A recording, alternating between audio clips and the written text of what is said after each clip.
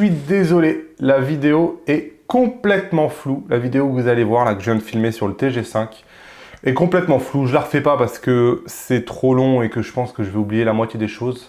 J'avais vraiment structuré ma pensée, etc. Donc voilà, écoutez-le comme un podcast si le contenu vous intéresse. De toute façon, c'était juste ma tête, hein. Les autres plans sur le TG5, a priori, ne sont pas flous.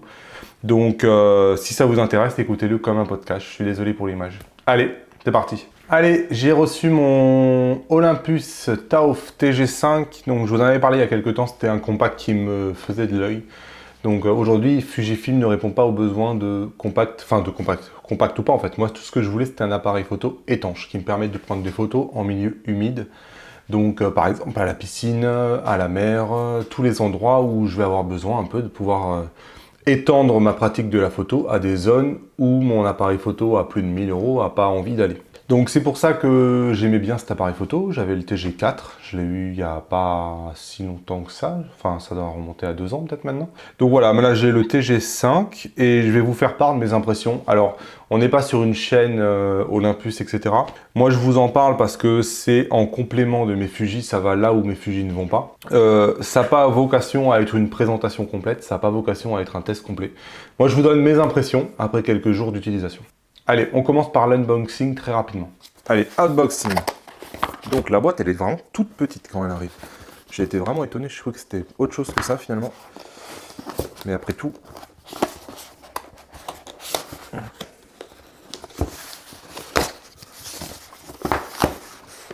Hop. Alors, optionnel. Ouais, ça fait un paquet d'accessoires tout ça en fait, hein, sur lequel on peut monter. Alors, la notice, la garantie, notice, garantie donc.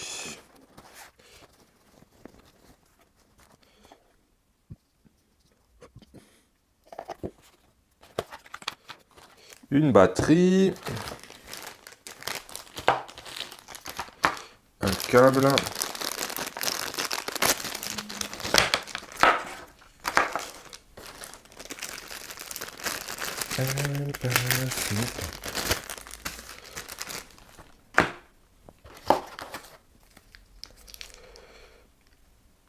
Alors ça du coup c'est la batterie et ça doit être... Ah oui, c'est le chargeur ça.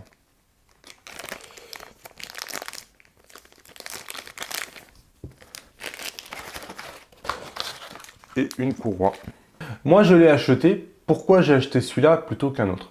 Je l'ai acheté pour son ergonomie experte. Moi, ça ne m'intéresse pas d'avoir un appareil photo en mode auto à 100%, etc. Même sur un compact, je souhaite garder le contrôle de mes photos et surtout, je souhaite avoir le format RAW. Donc, c'est à ma connaissance le seul appareil photo qui dispose du format RAW. Donc, ça a été un argument de vente décisif. Ça me permet de faire du Lightroom derrière, de pouvoir améliorer mes photos, etc. En plus, on voit sur cet appareil photo-là qui dispose des modes PA, C1, C2. Donc, moi quand je l'ai acheté, on les voit là, hein, PA, C1, C2. Donc moi j'imaginais que j'allais avoir les modes PASM. Et c'est vrai que j'ai été un peu beaucoup déçu. Beaucoup déçu. En fait, effectivement, il y a bien le mode P, modulo. Il y a bien le mode A, mais il n'y a pas du tout le mode S et il n'y a pas du tout le mode M. Et C1, C2, en fait, c'est que des fakes. On se demande même si ça n'a pas été fait exprès, cette histoire. Je me pose des questions. Donc, le mode P, sachez qu'il n'y a pas de décalage de programme. Donc, en fait, le mode P, c'est uniquement le mode auto, quoi. Sauf qu'on peut débrayer le flash ou des choses comme ça. En mode auto, on ne peut pas lui dire flash off. Mais bon, c'est quand même un peu léger, je trouve. Donc, le mode P, voilà. Le mode A permet, lui, par contre, de changer l'ouverture et de set l'ouverture. Je vais vous la montrer. Le mode A, si je me mets en mode A, ici avec la molette en haut, je change mon ouverture. Mais la surprise du chef, c'est qu'en fait, on ne peut pas trop changer l'ouverture. Là, par exemple, je vais passer de 2 à 2.8, donc il n'y a pas beaucoup de différence hein, sur un si petit capteur 2 à 2.8. Et ensuite, on passe à 8, et ensuite, c'est fini. Donc, c'est un mode choix de l'ouverture qui est quand même un peu réduit, j'ai envie de dire. 2, 2, 8, 8. Allez, il n'y a pas grand chose à voir quoi. Le mode C1, moi j'espérais en faire mon mode priorité à l'obturateur. il n'existe pas. En fait, C1 et C2, c'est que pour des réglages, accessoires, des trucs, on s'en fout quoi. Donc, on va arriver sur le point qui me gêne un peu sur cet appareil photo pour l'instant. Il n'y a aucune possibilité de lui indiquer une vitesse d'obturation. Et en plus, il a tendance à descendre la vitesse d'obturation vraiment très bas. Ah, j'ai vu, il m'a fait des photos à 1/5 de seconde. C'est vraiment très bas. Pour avoir une photo sans flou de bouger, il faut quand même s'accrocher. Donc ça m'a un peu gêné, j'ai vraiment cherché, mais cherché. Et non, il n'y a pas de possibilité de figer la vitesse d'obturation. Donc c'est quand même un gros trou dans la raquette, je trouve. Vraiment un énorme trou dans la raquette. Ça veut dire que si vous savez que vous prenez des photos d'un sujet qui bouge, un peu comme Action Cam, quoi, vous voulez faire des photos de sujets en mouvement, vous n'avez pas la possibilité de lui dire, là, il ne faut pas que tu descendes en dessous de telle vitesse d'obturation, parce que sinon, ma photo, elle va être floue, parce que mon sujet, de toute façon, tu n'arriveras pas à figer le mouvement. Et je ne sais pas pourquoi, il propose le RAW, il propose le P, il propose le A, il ne propose pas le S. Et donc, forcément, il ne propose pas le M non plus. Et c'est vrai que moi, je m'attendais vraiment à un compact avec une ergonomie experte, et c'est pas du tout le cas. On a un mode P sans décalage de programme, on a un mode A avec 2 ouvertures, 2 et 8 en gros, on n'a pas de mode S, on n'a pas de mode M. Et ça, c'est un peu l'échec. Donc j'ai envie de dire, si vous disposez d'une grosse luminosité, vous êtes sûr qu'après tout, il n'aura pas besoin de monter dans les ISO, il va forcément devoir prendre une vitesse d'obturation importante, donc pas de problème. J'ai fait quelques tests à l'extérieur, ils montent rapidement à 1 sur 1000 ou 1 sur 1500, pas de souci. Par contre, dès que vous êtes un peu sous l'eau, il n'y a pas trop de luminosité, pas pouvoir lui donner une vitesse d'obturation, c'est très contraignant, je trouve. Vraiment, il n'y a même pas... Enfin, ou alors, il faut détourner le process, si vous êtes être un peu intelligent et vraiment maîtriser un peu la photo. Vous allez dans les ISO directement et vous choisissez un ISO par exemple 1600 qui va le forcer à monter la vitesse d'obturation. Vous vous mettez en mode A, donc il ne touchera pas à l'ouverture. A priori, ça peut marcher. Mais c'est quand même un peu bizarre de ne pas pouvoir directement lui donner cette putain de vitesse d'obturation. Donc moi, ça m'a frustré. Ça m'a vraiment frustré. Ceci étant dit, c'est un équivalent grand angle jusqu'au télézoom, je crois qu'il fait à peu près du 24 mm jusqu'au 100 mm. Donc c'est ce qu'on appelle un zoom périscopique, si je ne dis pas de bêtises. En gros, c'est un zoom qui est directement inclus à l'intérieur. C'est du zoom optique.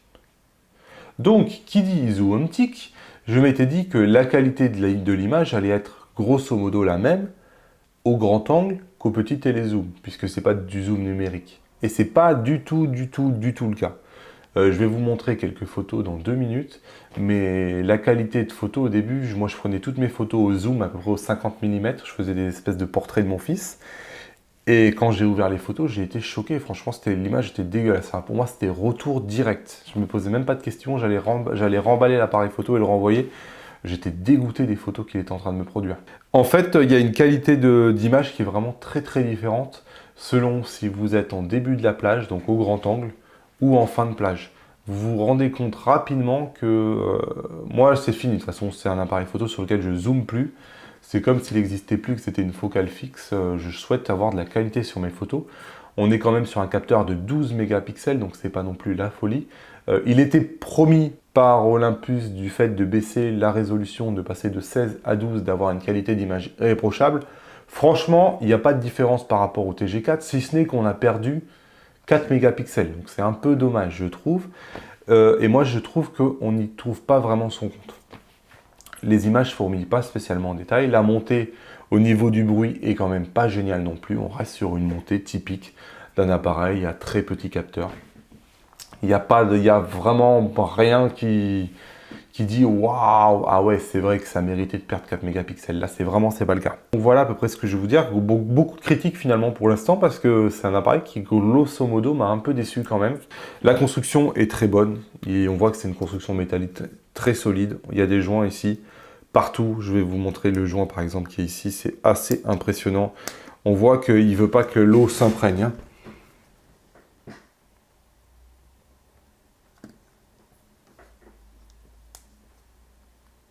Double verrouillage pour pas que l'eau rentre. Ici pareil.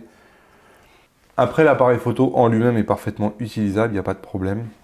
Grosso modo, vous cliquez sur OK, en fait, vous avez un menu qui apparaît sur le côté ici, où vous avez la possibilité justement de changer les ISO, de changer la balance des blancs, de changer le mode autofocus, de changer le format de l'image, d'activer les RAW, d'activer la vidéo, de désactiver le stabilisateur, le flash, la correction d'exposition, etc., etc., etc. Donc c'est grosso modo assez pratique. Je trouve que pour accéder au choix du collimateur, c'est un peu long. En fait, il faut cliquer sur le bouton OK, le laisser appuyer, genre 2-3 secondes, et ensuite vous avez ce cadre qui apparaît et qui vous permet de choisir votre collimateur. Donc c'est un peu long, il ne faut pas être dans le rush. 3 secondes sur OK avant d'avoir la grille, bon, c'est un peu long, je trouve, voilà, vraiment long. Mais bon, on trouve à peu près toutes les fonctions qu'on a envie d'y trouver. Après, ça reste du compact, voilà, c'est un compact quand même qui fait 500 €. Donc la question se pose de savoir si pouvoir faire des photos à des endroits où j'amènerai pas mon appareil photo normalement, des photos de 12 mégapixels où je ne peux pas contrôler la sensibilité, où je ne peux pas contrôler la vitesse d'obturation et donc figer le mouvement, et où dès que ça manque de lumière, j'ai vraiment une image qui se dégrade très très rapidement, où le zoom me dégrade l'image aussi de manière très très rapide. Est-ce que vraiment ça vaut le coup? La question est posée, sincèrement. La question est vraiment posée, ouais. Je ne sais pas y répondre là. Voilà à peu près ce que j'avais à vous dire sur ce compact. Moi, alors ça encore, je vous ai pas, il y a plein de fonctions que je vous ai pas parlé, hein. Il y a plein de capteurs, machin. Il y a la macro, il est excellent en macro, c'est un appareil photo exceptionnel peut-être en macro, mais c'est pas ce qui m'intéresse. Moi, je vous parle de ce que moi je souhaitais, c'est-à-dire l'ergonomie experte et la possibilité d'avoir du RAW. Et je vous donne mon avis et puis basta. C'est pas un test complet. Allez, je vous montre quelques photos pour vous imaginer tout ça. Allez, on le fait très rapide. Donc là, j'ai une image par exemple à 1250 ISO. Je ne sais pas si vous vous rendez compte en vidéo, mais l'image est vraiment pas terrible. Donc on n'est qu'à 1250. On a déjà un lissage qui est très très très important partout, beaucoup de bruit. Là, j'ai la même image, je crois, à ISO 400, qui est déjà largement mieux. Si je compare les deux images rapidement, c'est assez net quand même. La dégradation, elle est vraiment très très importante. Donc on ne peut pas monter dans les ISO si vous voulez garder en qualité.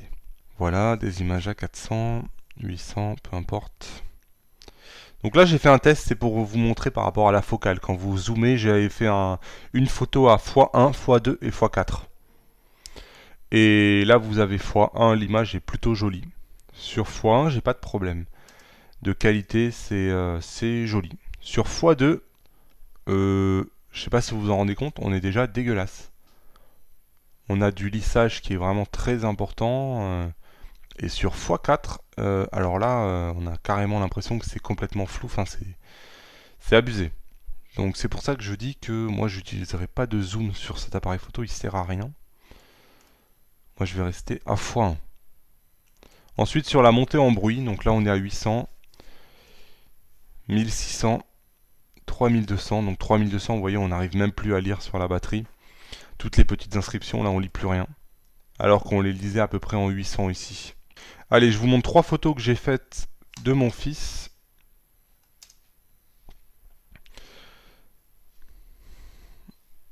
Donc c'est le genre de photo que vous pouvez prendre avec l'appareil photo, quoi. Donc là, on voit, on est à ISO 100. Et la photo est très jolie. Vraiment, il n'y a pas de problème de... Là, je suis zoomé à 100%. Il n'y a pas de problème de dégradation de l'image. J'ai de la lumière comme je veux, donc je suis à 1 sur 3200, donc le mouvement est figé, etc. J'ai tous les détails que je veux. Mais par contre, si vous manquez de lumière, là ça devient vite catastrophique. Voilà, c'était mon retour sur ce TG5, que je ne sais pas si je vais garder parce que 500 € quand même, ça pique. Allez, si cette vidéo vous a été utile, lâchez-moi quand même un pouce levé vers le haut. Abonnez-vous à la chaîne, cliquez sur mon visage. Vous avez le petit bouton abonné qui apparaît. Cliquez sur la petite cloche en bas pour être prévenu des prochaines vidéos. Vous avez forcément un truc à apprendre. Si vous avez des questions ou des commentaires en bas, vous me les posez et moi je vous réponds. Et sinon, à la prochaine! Vous êtes maintenant libre de vous abonner en cliquant sur mon visage. Je vous mets 2 vidéos qui pourraient vous intéresser ainsi que le site internet sur lequel vous pouvez cliquer pour rejoindre le club privé.